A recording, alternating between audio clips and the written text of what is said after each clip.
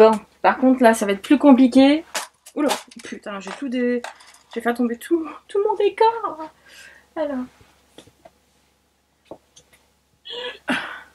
C'est assez compliqué parce que j'ai beaucoup de mangas à te présenter là. Ça fait très longtemps que je n'ai pas fait de vidéo de manga. Et j'en ai lu quand même un petit peu. Et donc du coup j'ai tout ça, encore une fois, à te présenter. Donc bah on va essayer de faire ça tout de suite. Hein.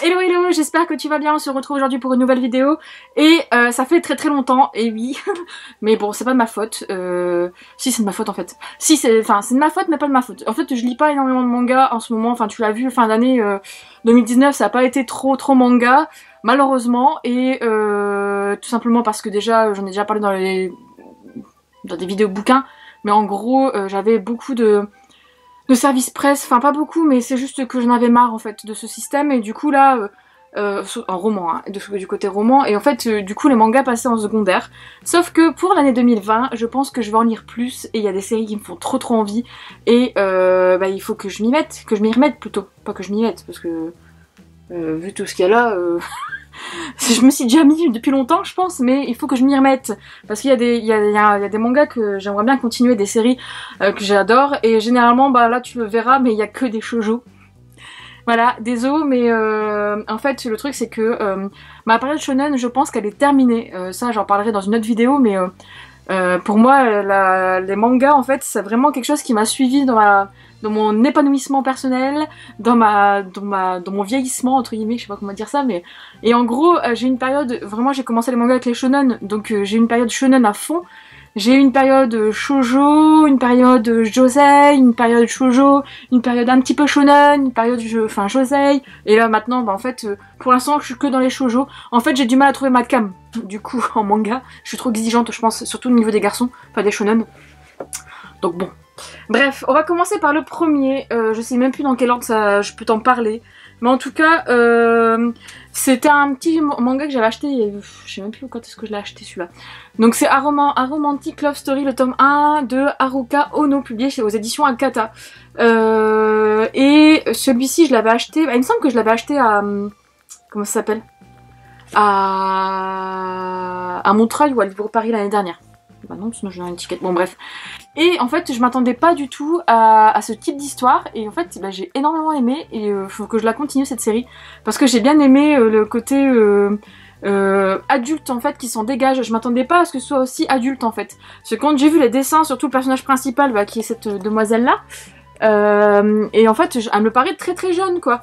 Et en fait non, c'est juste une dame âgée, enfin âgée, c'est une femme active etc, comme tout le monde, qui est mangaka et qui en fait, bah voilà, je t'en dis pas plus mais sinon je vais te spoil, mais j'ai énormément aimé en fait ce petit côté là, le raccord en fait entre la réalité et le métier de ce personnage principal et le fait de, en fait, comment dire, elle est pas forcément, elle a du mal avec l'amour etc, sauf qu'en fait elle est auteure du manga qui est du shoujo le plus gnangnan possible, qui fait un carton au Japon quoi. Et donc du coup voilà quoi, hein, donc elle apprend limite à aimer ou à découvrir les sentiments les sentiments ouais, amoureux dans son manga, enfin en écrivant son manga, sauf que bah il y a des messieurs qui arrivent. Donc voilà, franchement j'ai bien aimé et j'ai hâte de continuer. Et il me semble que c'est un manga en 5 tomes, je suis pas sûre. Et il me semble que c'est en 5 tomes, mais je ne suis pas sûre du tout, mais en tout cas j'ai beaucoup aimé et je sais que le tome 2 sera prochainement dans mes achats. Ensuite, j'ai lu le tome 2 de La courtisane d'Edo de Kanoko Sakurakuji, publié chez Pika. Je t'en avais déjà parlé du tome 1, mais j'ai adoré ce tome 2 et je veux trop la suite. Voilà, et il me semble que j'ai même pas le tome 3. Bah non, donc il faut que je l'achète. Il faut absolument que je l'achète parce que j'ai adoré. Franchement, ça a été... j'ai l'impression que je suis un peu sombre. Sinon c'est ma caméra qui fait ça, bon bref. Bref, je l'ai acheté, comment dire, pas la suite, j'ai acheté ce deuxième tome sur Amazon parce que je voulais trop la suite, parce que j'avais adoré le tome 1. Et encore une fois là tu replonges en fait dans le Japon médiéval entre guillemets, avec une histoire de geisha, de trucs, oh là là, niveau lumière ça va pas moi là. Donc ouais, là c'est mieux, là, tu vois. Une histoire de geisha, de bordel, enfin, pas de bordel, mais de... Bah si, c'est un bordel, en fait, mais comment ça s'appelle? La maison de plaisir. Avec une jeune fille qui, en fait, bah, doit approfondir, entre guillemets, son apprentissage dans cette maison de plaisir pour survivre, entre guillemets, parce que bah, ses parents ont été destitués, etc. Donc franchement, c'est une très très bonne lecture. Et j'ai hâte de continuer parce que j'aime beaucoup. J'aime beaucoup déjà le coup de crayon de cette mangaka. C'est une de mes mangaka favorites, entre guillemets. Et je trouve que l'histoire, elle me fait penser un peu beaucoup. Enfin, un peu beaucoup, oui, parce que c'est à peu près la même histoire. Mais elle me fait penser à Mémoire d'une geisha. Voilà. C'est un des livres que j'ai adoré, que j'ai bouffé. Et le film, je l'ai adoré aussi. Donc du coup, bah voilà. Ensuite, là, j'ai hâte d'avoir le tome 3. En plus, il sort au mois de fin janvier. C'est Alchimia, le tome 2 de Samantha Bailly au scénario et Mia au dessin, donc publié chez Pika. Et ça, j'avais gardé précieusement de côté, je l'avais acheté, mais je l'avais pas lu tout de suite parce que les tomes sortent. Voilà, on est habitué en fait quand il y a une série qui est descendue en France à avoir un tome tous les 2 mois quand c'est une longue série, etc. Enfin, en tout cas, Kana, je sais qu'ils font souvent ça, même Kazé, etc. Sauf que là, non, on n'est pas sur ce rythme-là, et donc du coup, je m'étais dit, ne lis pas le tome de maintenant et tout, sauf que c'est trop trop bien. J'adore, franchement j'adore. Et en fait le truc c'est que, comme tu le sais ou pas, parce que j'en ai déjà discuté, mais j'ai du mal moi avec les mangas qui sont pas japonais. Oui, non, c'est pas du racisme, c'est juste que, pour moi c'est comme si enfin je sais pas, c'est assez compliqué à expliquer, mais je trouve que le manga est très... a un côté culturel en fait japonais très présent, et dans tous les mangas que j'ai lus, voilà. Et en fait le truc c'est que... trouver pour moi un bon manga écrit par des Français mais à la sauce française, j'ai du mal en fait, j'arrive pas à me projeter dedans et j'ai toujours eu du mal en fait, et même si je sais qu'il y a eu des pépites en français, mais moi j'ai pas réussi, donc voilà, c'est tout, hein, c'est comme ça. Sauf que là, je trouve qu'on est plus sur un manga, enfin on est sur un format manga, mais en fait les dessins sont mignons parfois, ils sont beaux, et en fait on est sur des choses où il n'y a pas beaucoup de bulles en fait. Donc ça fait pas vraiment manga, ça fait plus un mix entre le manga et le roman graphique entre guillemets, et c'est peut-être pour ça que j'aime beaucoup et que j'accroche, hein. Mais en tout cas l'histoire, l'univers est ouf, j'adore, et franchement si Samantha Bailly l'avait écrit en livre, je pense que j'aurais été cliente à fond aussi. Ensuite, comme d'habitude, j'ai continué ma série Lovely Love Lie, donc avec le tome 12 et le tome 13, que j'aime d'amour, et je suis arrivée au tome... Merde. Bah si, il me reste le tome... Ah non, le tome 14, je l'ai plus. Ah si, j'ai peut-être le tome 14 à lire. Parce que j'ai eu à Noël le tome 14. Et j'ai encore le tome 14 dans ma pile à lire de manga. Mais j'adore cette série, hein. Je vais arrêter d'en parler en long, en large, en travers. Mais ces tomes-là, c'est vraiment... on approfondit un peu plus l'histoire, entre guillemets, entre Mushroom et voilà, je dis pas qui parce que voilà, sinon... Et en fait, le truc, c'est que j'aime beaucoup voir le côté industrie de la musique au Japon. Alors, je sais pas si c'est fidèle à la réalité, mais en tout cas, c'est vraiment bien foutu. Et j'aime toujours autant les dessins, les trames, comment c'est fait, etc. Rien à redire. En fait, il y a beaucoup de livres manga que j'ai aimés. Bah, il y a que ça, en fait. Le truc, c'est que maintenant, arrivé à un moment, c'est que je sélectionne vraiment tout ce que j'aime, et du coup j'achète que des séries que j'aime, et je te parle que des séries que j'aime. Mais bon, bref. J'ai continué ma lecture de Otaru, de Satoru et Iura. Donc là c'est le tome 6, et j'ai encore le tome 7 et 8 à lire, parce que j'avais trouvé les suivants sur Vinted. Et en fait c'est un manga que j'avais adoré à l'époque, c'est un shosei sur une jeune femme qui en fait est complètement différente au travail, et en fait elle rentre chez elle et elle est en mode cracra. Sauf qu'en fait un jour elle va devoir vivre avec son boss. Et c'est super bien, franchement j'adore ce manga. Et là j'ai enfin repris du coup ma lecture, et c'est trop bien. Et le truc c'est que il y a plein de choses qui se passent. Il y a une douzaine de tomes je crois, et franchement bah, j'ai hâte de la terminer, de voir comment ça va se goupiller. Mais bon, on sait à peu près, hein, voilà. Il n'y a pas de surprise, hein, voilà, mais bon. Ensuite, un autre que j'ai continué une série, c'est toujours et encore Takane Hana, le tome 9, Shikaze, de Yuki Fujiwasu, voilà. Bah là, en fait, comment te dire que je l'ai lu, et puis après je me suis dit, oh, j'ai pas le tome 10, oh, j'ai pas le tome 11, j'ai pas le tome 12, j'ai pas le tome 13. Oh bah je le mets dans ma liste de Noël. Et ma belle-maman m'a fait plaisir parce qu'elle les a achetés pour mon Noël. Ce qui fait que j'ai le tome 10, 11, 12, 13 à lire. Et le tome 14 il me semble qu'il est sorti, ou il sort ce mois-ci, ou il sort le mois prochain. Donc ça tombe parfaitement bien. Franchement ça tombe parfaitement bien. Et en plus la fin de celui-là, tu te dis what the fuck. Mais par contre le seul hic que je trouve là pour le moment, on est quand même au 9e tome. Je veux bien que, je sais que je dis toujours que j'aime bien les mangas où ça prend son temps, mais là ça prend quand même un peu beaucoup son temps. Et du coup j'ai peur que ça me lasse. Mais bon, on verra bien. Ensuite, comme d'habitude, Plaisir des yeux, le tome 3 de Vampire Knight, Mémoire, voilà, c'est de Matsuri Ino, que j'adore, et puis bah... c'est encore de la beauté, ce bouquin, c'est la beauté des dessins, et en fait, concrètement, le truc c'est que ça raconte pas, enfin, je m'en fous un peu, moi, de ce qui se passe après ou pendant, ou enfin après l'histoire de base classique et pendant les quelques années. C'est sympa, hein, ça se lit, hein.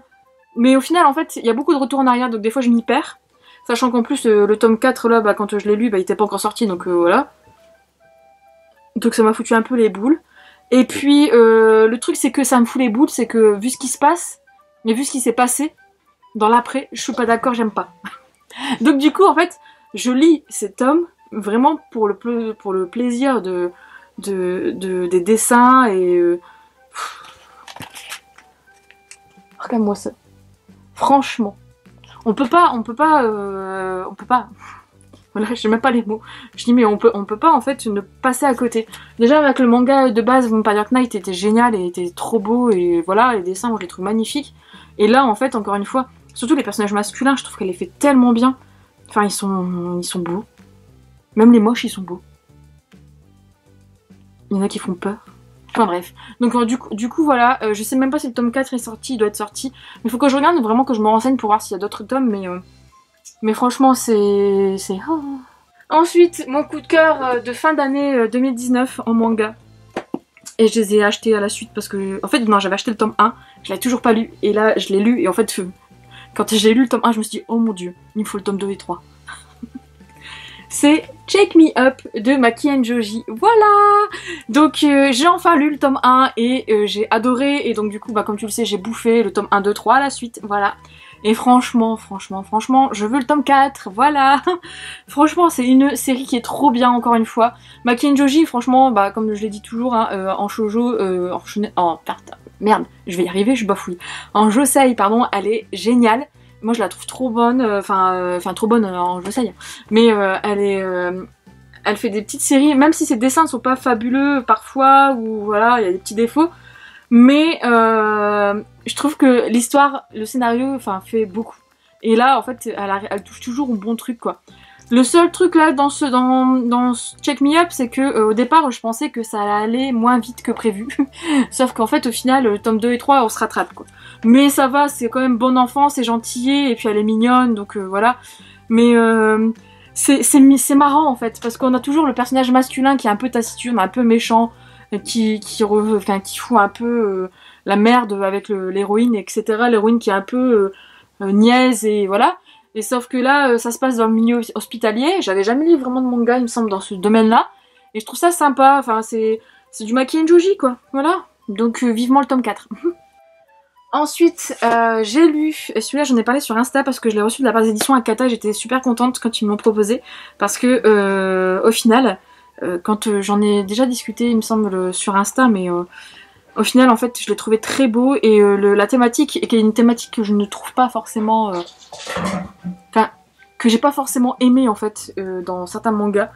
Je pense à Sweetheart, Love Secret, ou un truc du genre, là, où... Voilà. Mais j'ai lu Tant que nous serons ensemble, le tome 1 de Yuki Akaneda. Donc, je sais même pas si le tome 2 est sorti, mais je pense que s'il est sorti, il faut que je me rue dessus. Parce qu'en fait, là, tu vas suivre des adultes, hein, mais un frère et une sœur, donc c'est une histoire d'inceste apparemment. Sauf que je dis bien apparemment, parce que dans ce tome 1, on pose des bases, on fait des retours en arrière. On a des passages qui sont hyper poignants, hyper touchants, sur des choses qui se passent dans le passé, dans le présent, franchement, j'ai été... Et en fait, c'est ce que j'aime beaucoup en fait dans les mangas. Dans ces mangas-là, en fait, de plus en plus, je trouve que chez Akata, il se renouvelle avec ça, pas se renouveler, mais il se diversifie en fait, enfin il se différencie plutôt par rapport, ça je vais trouver mon adjectif, par rapport en fait aux concurrents entre guillemets, aux maisons d'édition concurrentes. C'est en fait les mangas un peu adultes, mais qui ont, comment dire, qui parlent de sujets assez compliqués. D'ailleurs j'en ai reçu un autre là, faudra que je t'en parle la prochaine fois quand je l'aurai lu, mais c'est pareil, il est pas simple. Mais en fait, où les mangaka en fait ont vraiment une plume et un trait qui est plus scénaristique entre guillemets, plus version cinéma, je sais pas comment dire ça, mais on a plus limite des genres de travelling ou des flashbacks entre 2-3 carrés, enfin la disposition des bulles et des actions sont très différentes et vraiment enfin je m'embrouille, mais je m'embrouille pas, mais j'arrive pas à l'expliquer.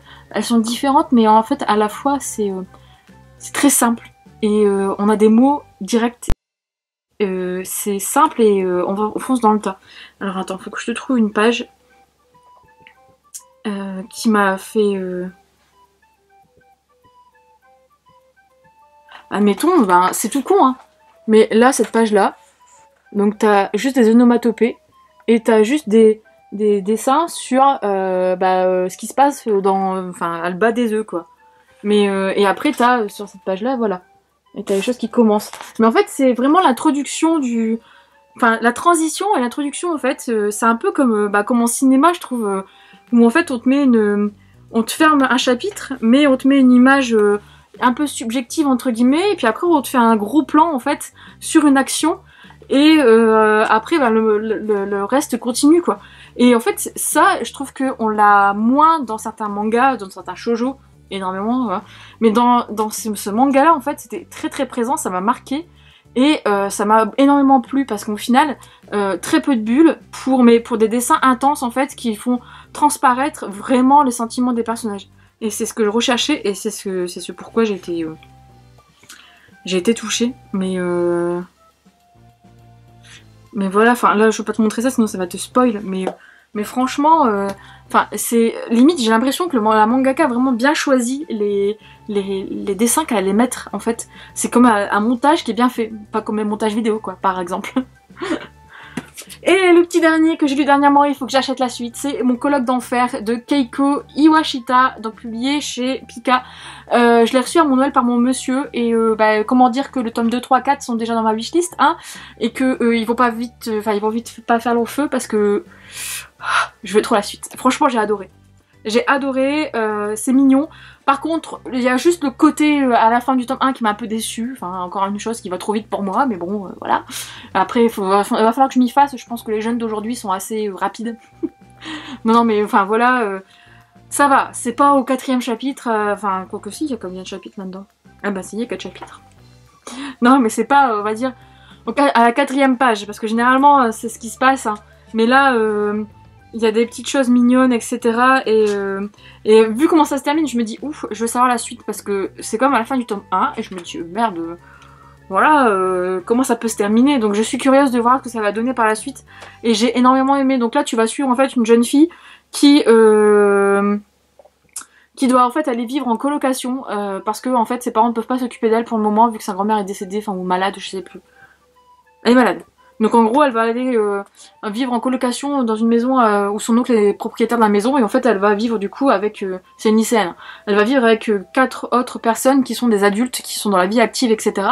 Et donc du coup elle va se lier d'amitié un peu plus avec ce garçon là qui est graphiste, etc. Enfin bref, il y a des petits trucs qui vont se passer.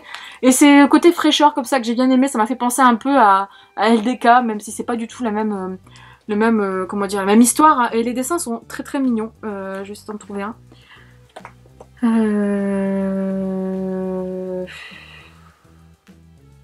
En fait, il y a des dessins où ça va. Comment dire ça?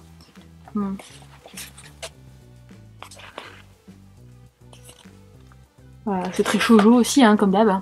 Mais bon, voilà. Donc du coup, vivement la suite. Enfin, que je m'achète la suite, hein, parce que il me tente énormément et j'ai beaucoup aimé. Je pense que ça va être mes must-have avec... Ah, je pense que je vais acheter des actions chez Pika. Bref, du coup j'espère que cette vidéo t'a plu, que ça change de d'habitude. J'espère t'en faire plus souvent. J'ai une petite idée de vidéo pour te parler d'une saga en particulier, pour te donner mon avis, mais on verra. Mais en tout cas, j'espère lire plus de mangas prochainement pour pouvoir te refaire une petite série comme ça, un petit update. Et puis bah du coup si tu as lu un de ces mangas, n'hésite pas à me donner ton avis aussi. Et puis si tu es tenté par un de ces mangas, pareil, hein, toujours me donner ton avis. Et puis sur ce, moi je te dis à bientôt pour une prochaine vidéo. Et puis bah à bientôt.